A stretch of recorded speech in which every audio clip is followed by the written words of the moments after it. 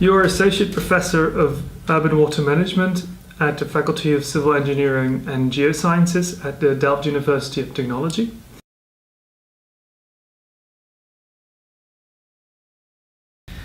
Well, at the University, my primary role is, of course, to do some research in the field of urban water management and sustainable urban water management, focusing in particular on sustainable urban drainage systems and say what was called nowadays circular economy, closed cities. So how to close cycles in the urban water system.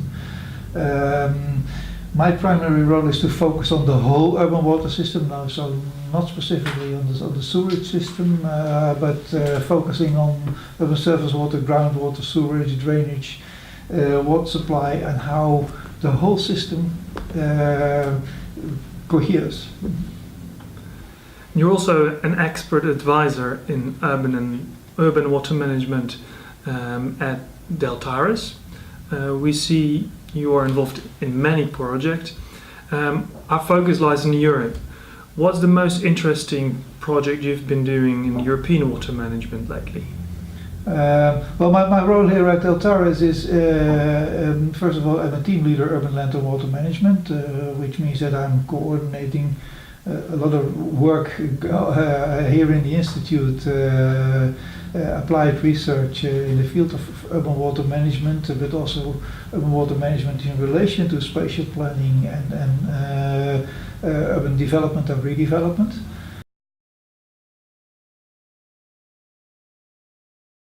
Are you also closely then involved with urban architects and spatial planners? We are closely cooperating with urban planners in particular and urban landscape architects doing green infrastructure planning, making the detailed design. We come from a water management perspective, of course, while they make the detailed designs on how these facilities could look like. We promote multifunctional use of these facilities, for example. A water square, for example, is a nice storage facility, but meanwhile it's a recreational facility, it's a landscape element, so you have to collaborate in the design of these facilities closely. And those functional requirements start probably with water management, and then there are the aesthetic requirements which come from the architects. How do these two come together? It's really a cooperative process to come to a decent design, to take care that all the hydrological requirements are met in water quantity and in water quality and in ecology.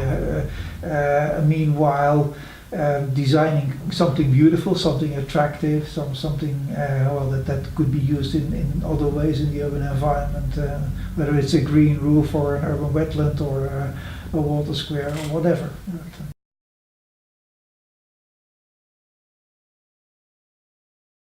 Floods on the streets. We know it's coming every year. How come it's still happening? We designed our sewer systems to fail about every 2 years. That's standard design. So things like that will happen quite frequently. The question is whether that design standard is still applicable nowadays, and we're going to see it more frequently in the future simply because of climate change. We expect more frequent storms, more heavy storms, so flooding will occur more frequently and more seriously in the near future.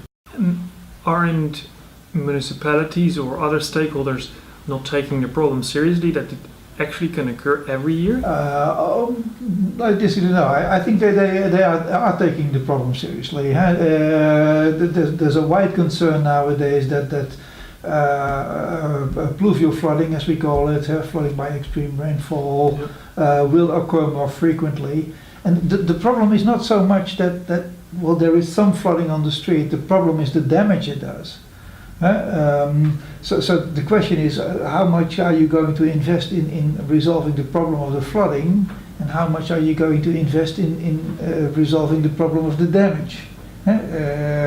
You could either invest in increased drainage capacity, increased storage capacity, or in reducing the damage sensitivity of your urban environment. Two ways to go that are both widely applicable. Basically, you're talking about risk, whether it's Yes, impact times the chance that happens. And we tend to, from a hydrological viewpoint, you tend to focus on the first, on the the probability of failure, to reduce the probability of failure. Whereas nowadays we try to include a second component, and I tend to call that how to design a failing system. That is, can we design a system that minimizes the damage? That's an important challenge for the future as well.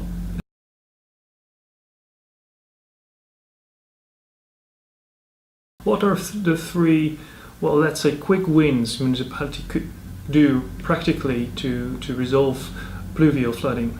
I think the quick wins are in storage, not in discharge capacity. Increasing a discharge capacity from a flat land like we have is always difficult.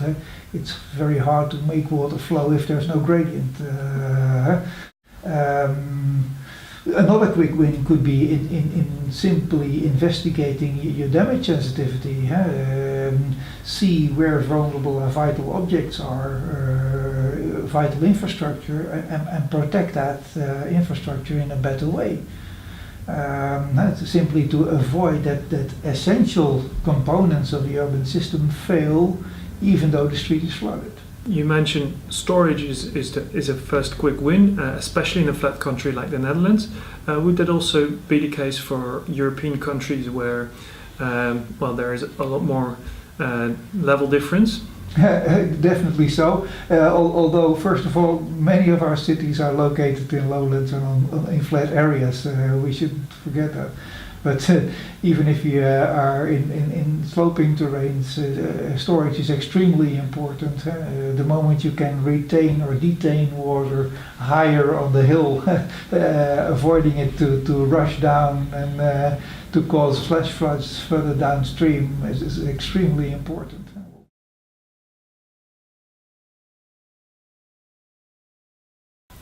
We've just been talking about retaining and detaining stormwater.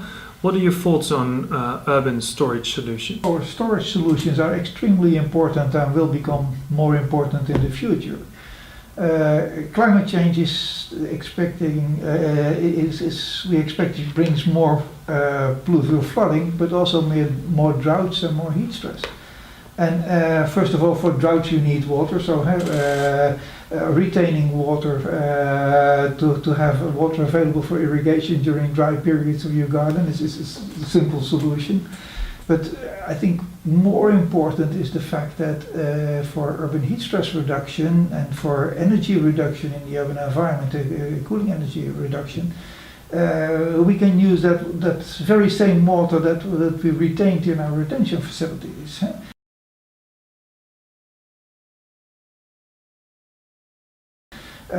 We have to realize that the urban heat island is largely caused by the fact that urban areas cannot sweat. The fact that they are so dry, there's not sufficient evaporation, causes the temperatures to run up, like your body temperature. If you're unable to sweat, your body temperature will run up. Same holds for urban areas. And so if we can make more water available for evaporation during these hot periods, that would reduce the ambient air temperatures, would also reduce the need for cooling and the energy demand for cooling.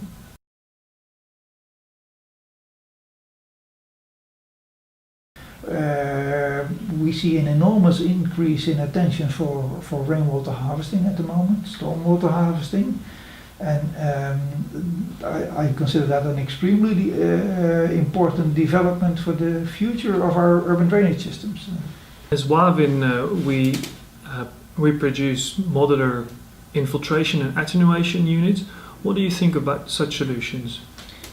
part of the solution set that we need for sustainable urban drainage system. So that's how this whole thing started. Not only for groundwater control and for drainage, but also for active storage, for detention of stormwater runoff, for water quality improvement. It's a new development in creating boxes for stormwater infiltration and subsurface solutions. In that sense, it's not new. It's new in the way it is performed and the maintenance opportunities that it has. For the installation of a modular unit like the Wavin Cubic Plus, what are the important aspects we have to look at when we install those?